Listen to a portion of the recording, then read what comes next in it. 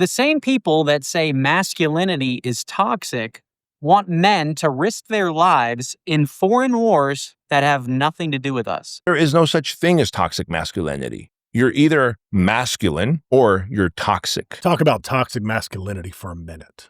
Usually a man who is alpha is nothing but a man who is insecure and refused to do healing work that he needs to do from his childhood or past relationships. Every fucking manly man that I know has had anger issues and has had ego issues and has had all these things that we call toxic masculinity, all these things that befall so many men because there's a long history of men fighting in wars, protecting families, hunting and gathering, and needing to have this ability to perform violence and this ability to be aggressive. Yeah.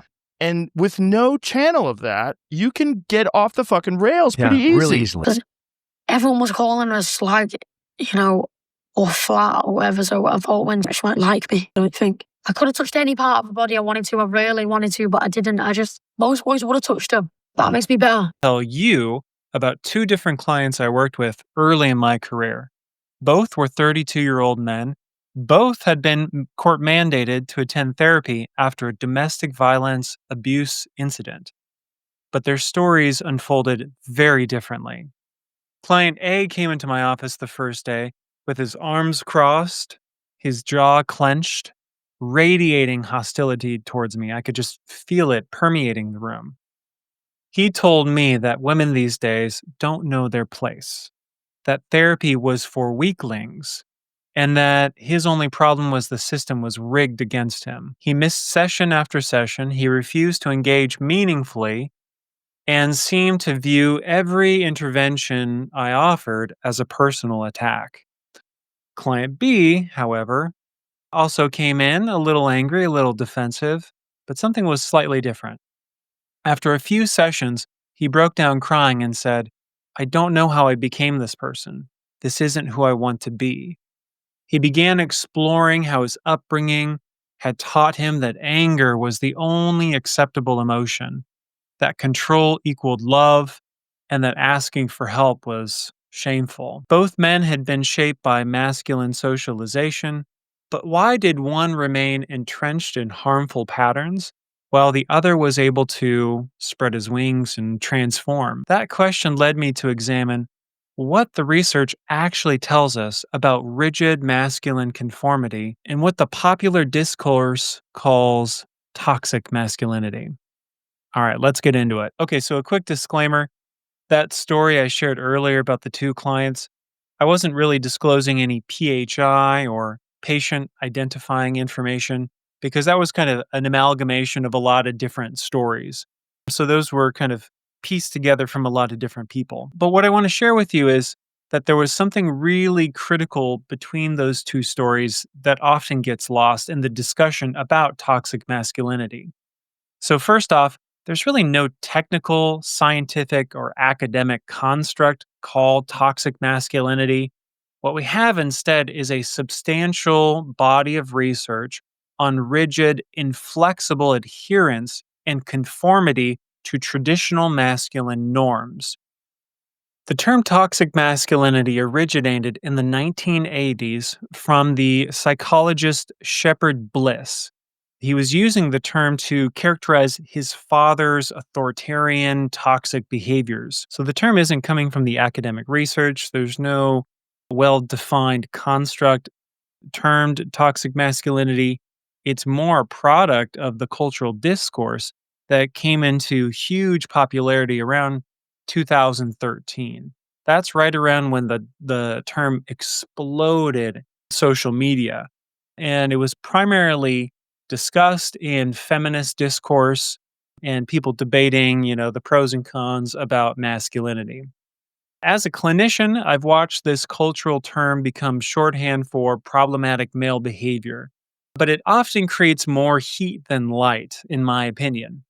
Men become defensive, assuming their entire identity is under attack, while the actual research gets overshadowed by political arguments. And the term tends to overreach. It tends to color every facet of masculinity as toxic. or at least that's what's represented in the cultural discourse.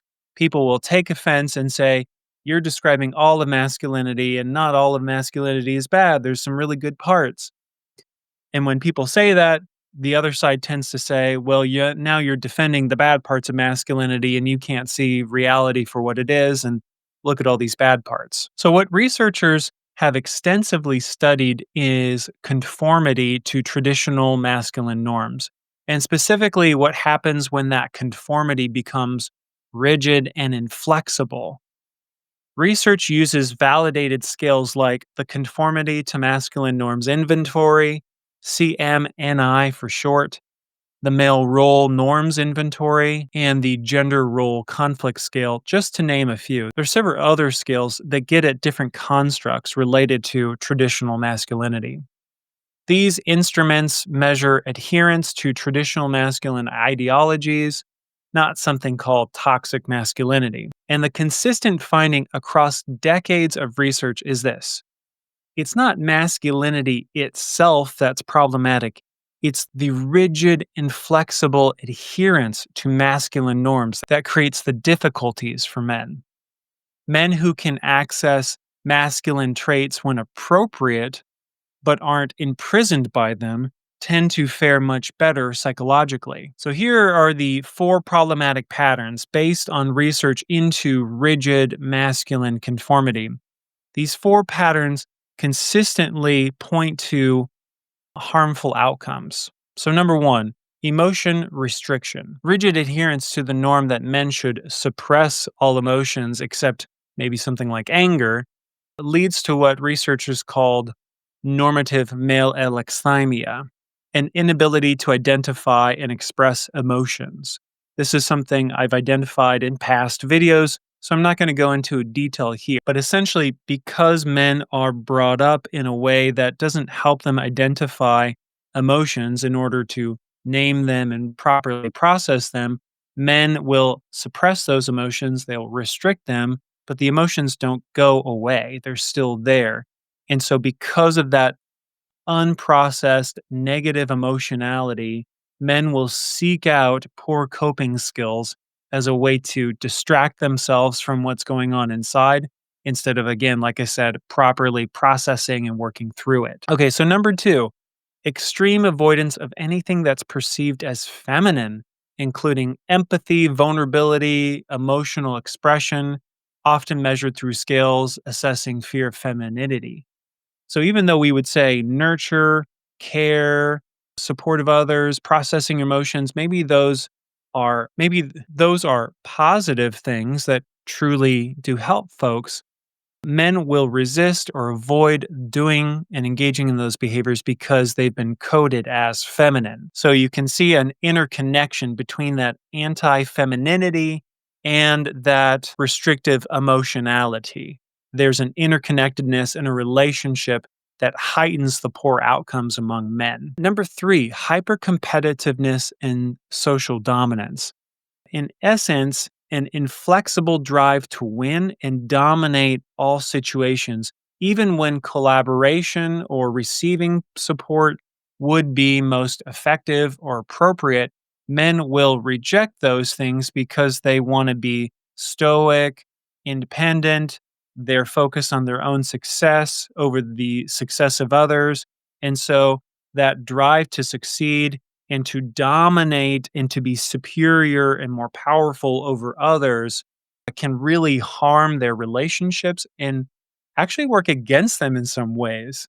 They're losing opportunity by having to be so competitive and to always get the win, get the W. Self-reliance, number 4, self-reliance to the point of isolation, rigid adherence to independence norms that prevent help seeking even when desperately needed. Men will refuse help.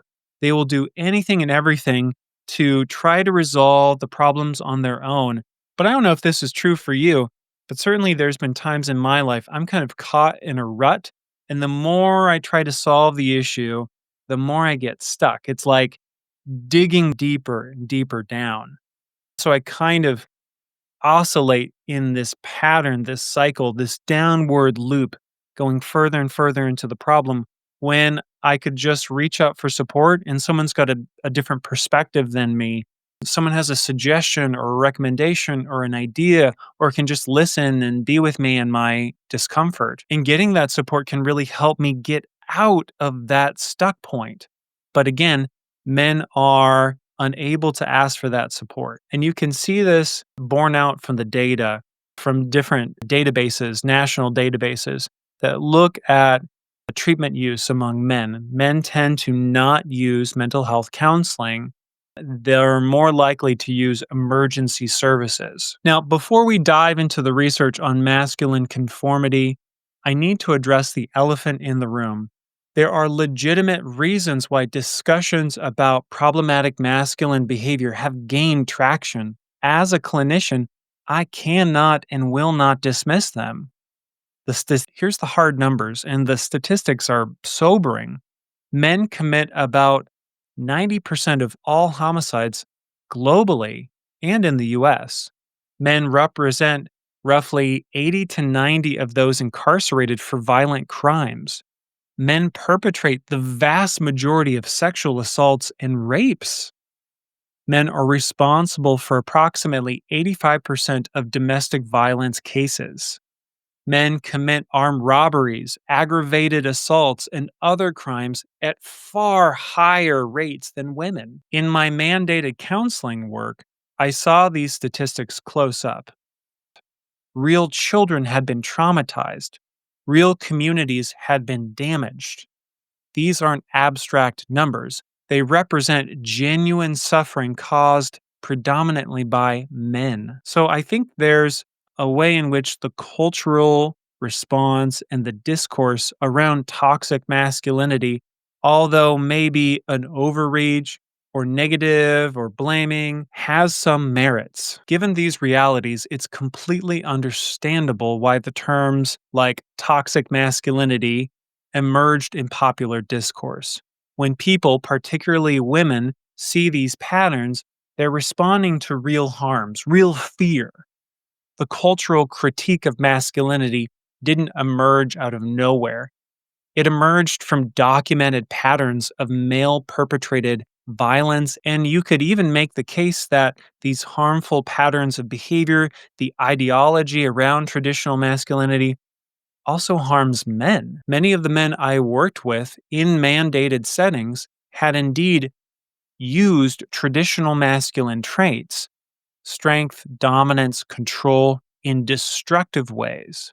They were trying to tap into those masculine values, but they were doing them in such a rigid, inflexible, extreme way, and it caused destruction. In their wake was a wake of destruction. They had weaponized these things, or the culture had weaponized them, and then they had individually internalized those weaponized aspects of masculinity, forming a very, dare I say, toxic, but I won't. I'll try to get away from that language. A very extreme, a very masculine identity that led to harm of others and of themselves. And it enabled these men to have a justification for their behavior, a warrant for dismissing change. This wasn't their fault. This was everybody else's issue with them. They just couldn't accept them for being men, or they had a bias against men. So the question becomes why? I think this is where it gets complicated.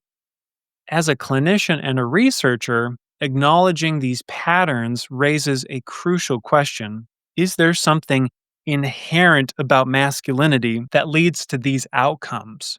Or is there something about how masculinity is being shaped through the culture and understood and internalized and then expressed or manifested by individual men and groups of men that creates these problems? And maybe one prime example of this would be looking into the manosphere.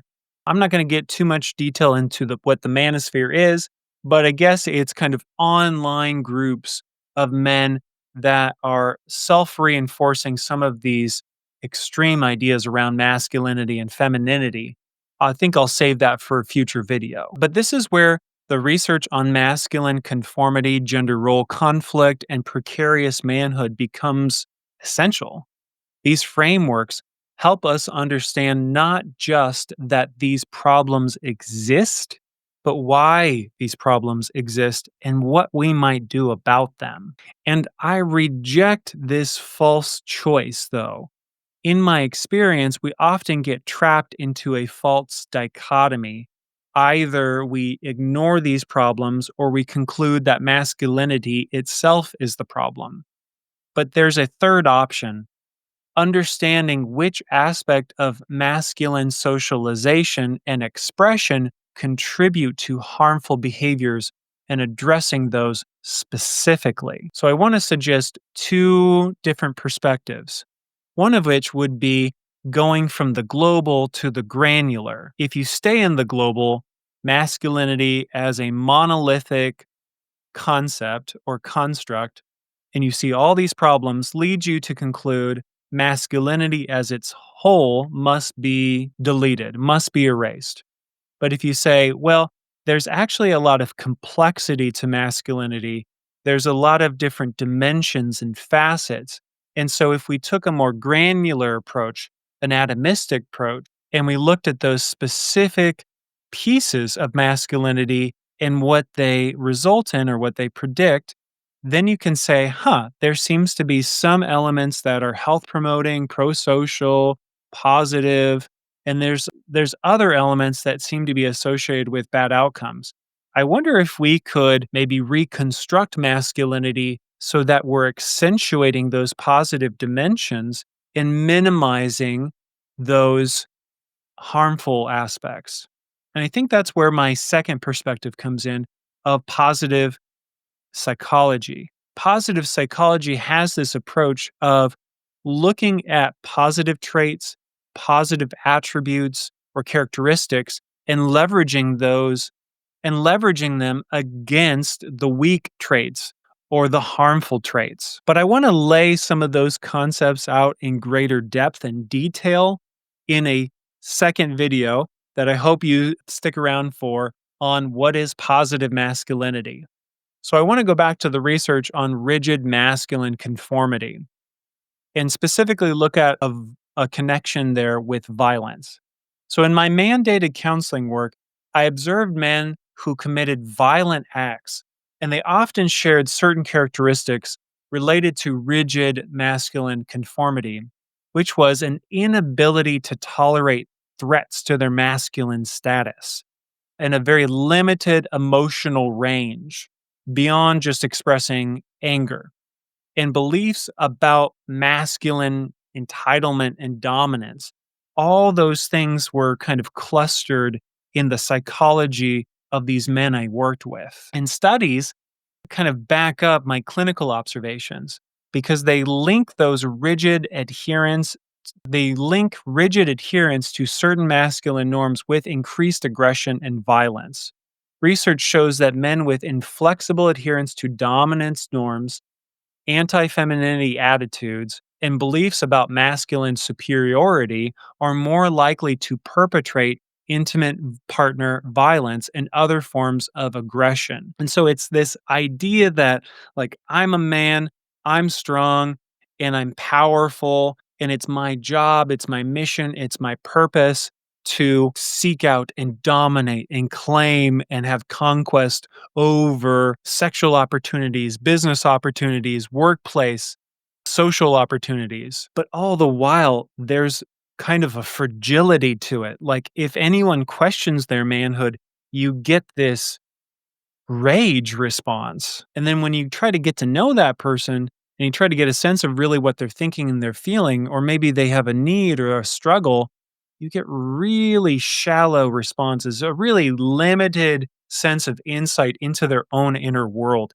It's all about external goals, external conquests. When masculine identity feels threatened or precarious, research shows that men are more likely to respond with aggression, risk-taking, and attempts to reassert that dominance. It's like they went down a peg and then they've got to put themselves back up on a pedestal. And this helps explain why men resort to violence when they perceive challenges to their masculine status. And what I found particularly concerning in my practice was how untreated mental health issues combined with rigid masculine norms often created a dangerous combination.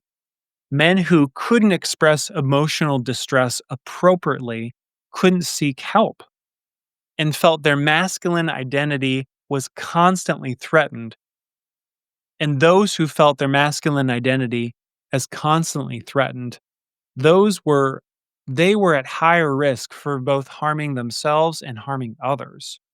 Again, research backs these clinical insights up, and they show that rigid conformity to masculine norms was associated with both internalizing problems, depression, and both externalizing problems, aggression, violence, substance use. So the same masculine norms that prevent help seeking also contribute to harmful behaviors towards others. So I kind of mentioned that earlier in the video. It's an inability to recognize what's going on within, kind of a low level of awareness that I'm feeling something, I'm going through something, but that makes me uncomfortable to explore it. And so I've got to seek something out externally that will kind of remove me, distance me, distract me from that internal experience of discomfort. So remember my observation about men disappearing from my private practice? This isn't just a mental health issue, it's a public safety issue. Going back into my experience as a clinician, I shared with you some experiences of working with mandated men. But in my career, I worked with mandated clients for about 7 years. Then I transitioned into private practice. When I made that transition, I noticed all of my male clients kind of evaporated. They were gone, essentially. So, working with mandated clients, I was in contact with men and boys on a regular basis. Going into private practice, the men and boys were just gone. And my realization was men aren't voluntarily seeking out mental health care. And when men with serious psychological problems, substance abuse issues, and anger management difficulties refuse to seek help because it threatens their masculine identity, the consequences extend far beyond their individual suffering. Studies demonstrate that men are significantly less likely to seek mental health treatment, with almost 9% of men having depression and anxiety daily, but less than half ever talking about their mental health issues with a professional. This help-seeking avoidance often means problems escalate until they require potentially legal intervention rather than a therapeutic intervention. Men will delay seeking help up to the point of a crisis when they're threatened with divorce or losing a child or ordered by a judge or given the opportunity of prison or mental health treatment. And as a clinician, the relationship difficulties I observed were also huge. Men with, again, rigid adherence to traditional masculine norms, they also felt a huge sense of entitlement. They often didn't have the awareness that there was conflict resolution possibilities in every conversation, that things didn't have to get escalated, that they could regulate their emotions and effectively work through issues. But by not having that realization, there's this harmful ripple effect through their families and their workplaces and their communities. Again, there's studies that back this up, and they show that that rigid conformity to masculine norms has a relationship to higher rates of intimate partner violence, emotional unavailability, and then conflict over gender roles. The same patterns that hurt individual men also create the statistical realities I mentioned earlier about male perpetrated violence. So, example, if a man needs to be put on assistance, they will feel kind of wounded in their masculinity. They'll feel very precarious about being men. Or if their spouse goes back to work, or their spouse makes more money, or if their child has any kind of failures at school or behaviorally or socially, they'll take that to heart and feel a sense of shame, like they're not living up to this idealized masculine perception. And I think this has a ripple effect, not just in the immediate, but I think throughout history throughout generations of families and boys and men to follow those men. Boys who witness male violence, emotional suppression, and dominance based relationships often internalize those patterns from the observation, from the modeling of their father or their father figure as normal masculine behavior, perpetuating these cycles that contribute to the statistics I mentioned earlier. Rigid masculine conformity doesn't emerge naturally.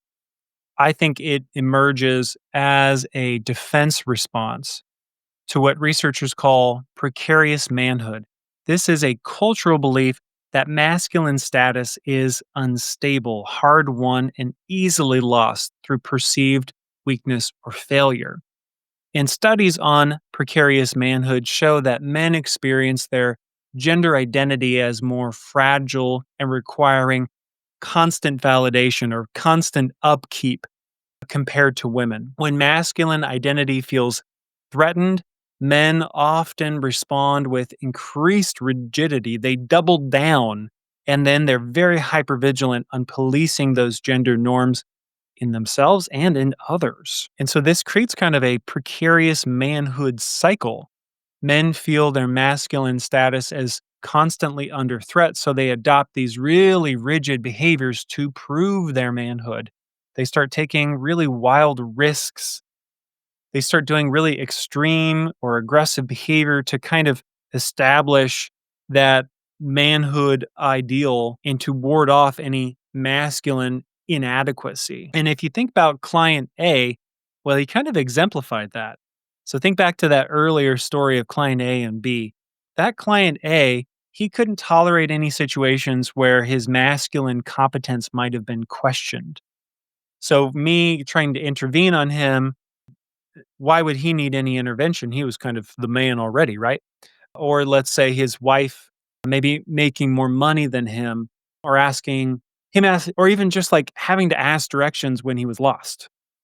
Every potential challenge to his masculine status triggered a huge defensive aggression response, which ultimately undermined the very relationships and achievements that could have provided genuine masculine confidence. Him being adept with words or situations or problem solving, him expressing himself in an articulate, scholarly, smart way, he lost those opportunities through going to rage and kind of dysregulating. And I think in therapy, I've seen how the rigid masculine attitudes are constantly reinforced by peer groups, family systems, cultural messages that reward emotional suppression and punish vulnerability. There was that TV show that came out on Netflix that kind of had a big splash called Adolescence, and it kind of dipped its toes into those waters a little bit.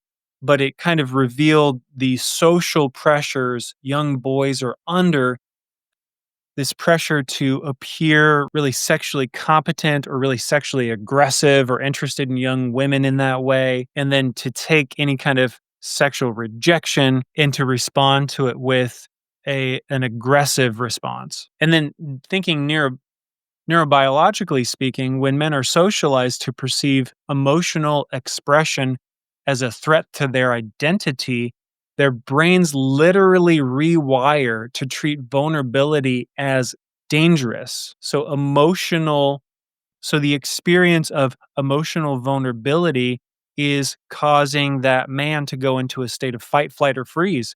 And they're experiencing is deeply uncomfortable if they're asked to intentionally seek out those feelings. So this creates a kind of chronic stress response and a hypervigilance that maintains the rigid patterns. Men are trapped.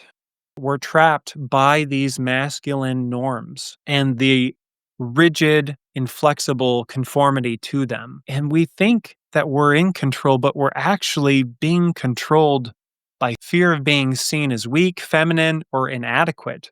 True masculine strength involves the confidence to be flexible and responsive to different situations, adaptive. The difference isn't between masculine and non masculine men. It's between men who experience their masculine identity as precarious, requiring constant proof and defense and upkeep, versus men who have developed secure masculine identity, where they're confident in their own manhood, regardless of any specific behaviors or circumstances, allowing them to adapt to situations, to be vulnerable, authentic, honest, to experience more emotions than just neutral and anger, but maybe experience something like joy and connection, freedom. And studies show that when men feel their masculine status as threatened, they respond with increased aggression, risk taking, and rigid adherence to those masculine norms. I've touched on that a couple times now in this video. They double down. Conversely, but on the other hand, men with secure masculine identity can express traditionally masculine traits when appropriate, but aren't desperate to prove their manhood constantly. They can kind of uphold the principle of traditional masculinity, but allow contextuality, situations to inform their decisions and be more effective in those situations. Studies show that men who can express traditionally masculine traits when appropriate, but aren't restricted to those traits, have much better mental health outcomes, stronger relationships, and greater life satisfaction. So the way this might show up in like my counseling experience, for example, would be a man who's secure in his masculine identity, and I offer feedback or I give an intervention to challenge them, help them gain a new perspective. They can accept that feedback and admit mistakes without feeling their manhood threatened, versus someone who's dominated by that precarious mindset. They might interpret any feedback or challenge as a criticism, as an attack on their masculine competence, and then they'll respond defensively. But expand that out to just the therapy room. What if their spouse challenges them or gives them feedback? Or a coworker or a boss? I've worked with men who have lost job after job after job because they can't handle appropriate workplace feedback on their performance. Or even, for men who grew up like going through middle school, for example, middle school is kind of the worst. I think middle school might be a torture chamber for young boys.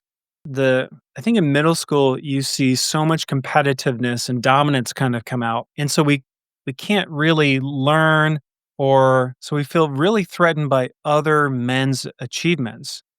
But let's say a man who's secure in his masculine identity, he can celebrate the successes of other men and maybe even learn from their expertise or help them or empower them or have some kind of reciprocal kind of relationship, versus a man who's precarious in his masculine identity. He may view other men's successes as a threat to himself and then become more closed or competitive with that other man. Some other examples could be a secure man might express his emotions appropriately without fearing loss of his identity, whereas someone who's not, they'll restrict their emotions and they'll really be inauthentic to who they are and what they're feeling in that moment. A man who's secure, he'll ask for help when it's needed, and he'll see it as an opportunity to build his competence, versus a man where asking for help would be kind of the end of him. He would have to turn in his man card and admit defeat, that he's completely inadequate. Again, you can see it's really extreme. Healthy masculine expression is contextual. A man might be competitive in sports, but collaborative at work, strong in a crisis, but tender with his children. Rigid conformity demands the same response regardless of the context. And studies consistently show that certain traditionally masculine traits, when expressed flexibly, are associated with positive outcomes, protective behavior, responsible leadership, emotion regulation, and commitment to family. And this is why I reject, again, that global perspective. We need to go to the granular level and look at the subfeatures, the subdimensions of masculinity, because there are specific elements and parts that we do not need to get rid of. We shouldn't get rid of. We would be less as a culture, less as a gender, if we got rid of those pieces to that conversation. What I would do with him and how I would try to give him actually true, genuine masculine confidence that comes from an internal security of who he is, that's not dependent or reliant on some external performance or comparison to others. And you could see from client B's transformation involved him moving from a precarious state to a secure state. Instead of constantly trying to prove himself, he could drop his guard and genuinely engage with me in the therapeutic process and experience growth and change. And we need to drop the policing, right? We need to teach men to recognize when they're responding to perceived threats to their masculine status and develop alternative responses that actually strengthen rather than defend their identity. We also need to build up masculine confidence, helping men develop confidence in their masculine identity that doesn't depend on constantly proving it to others or maintaining a rigid performance standards. Redefine masculine strength, reframing help seeking, emotional expression, and vulnerability as forms of masculine courage, rather than, again, a threat to their masculine identity. Now, some of the therapeutic approaches that might work would be something like cognitive behavioral therapy, acceptance and commitment therapy, emotion focused therapy, group therapy. There's a lot of different models that could work, but they need to be adaptive and in tune with the masculine norms and socialization. In other words, they need to be culturally responsive to masculinity. I think the research shows that positive masculinity is associated with better mental health. The goal is to help men develop securely rather than precariously. And so they can start to tap into that positive masculinity, that pro social, health promoting masculine norms that is part of traditional masculinity.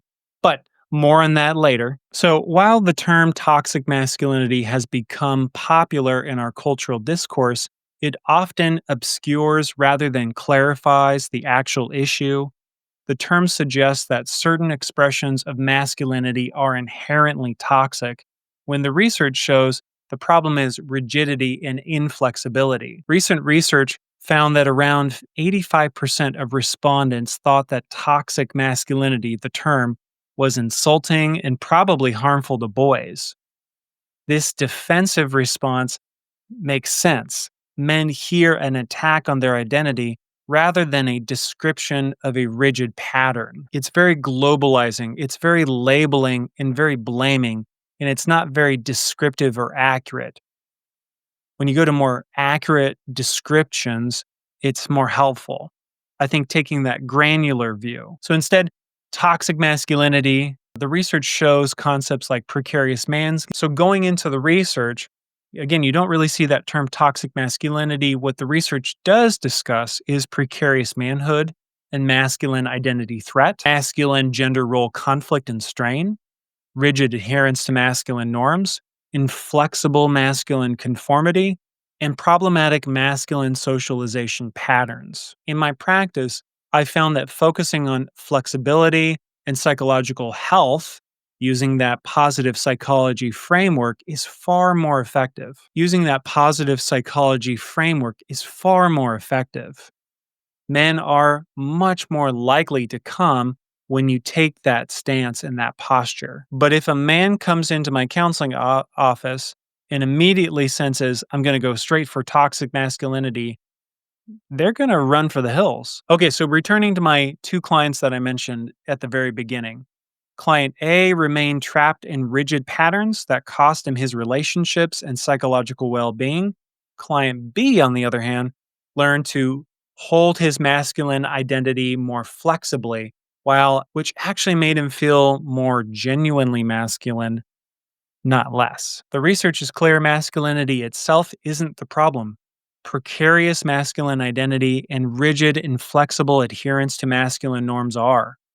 Men who develop secure masculine identity can access traditionally masculine traits when appropriate, while also being emotionally flexible and relationally skilled. And those two things in tandem tend to produce the best outcomes. Understanding precarious manhood and rigid masculine norm conformity isn't about attacking men or masculinity. It's about freeing men from the exhausting performance treadmill that they're on and helping them develop genuine masculine confidence. Finally, my goal isn't to make men less masculine. It's to help them develop secure rather than precarious masculine identity. Masculinity that's health promoting, that allows them to access their full humanity, to experience the full range of human experiences and emotion, to seek out help when they really need it. True masculine strength includes confidence to be vulnerable when relationships require it, the security to celebrate others' successes, and the wisdom to seek out help when problems exceed their individual resources and capacity. Because your masculine worth isn't threatened by being human. Every man deserves the freedom to express his masculine identity in ways that both serve his own flourishing and the well-being of those he cares about. All right, so like and subscribe if you enjoyed this video. Leave me a comment if you have any questions or thoughts, and stick around for my next video on what is positive masculinity.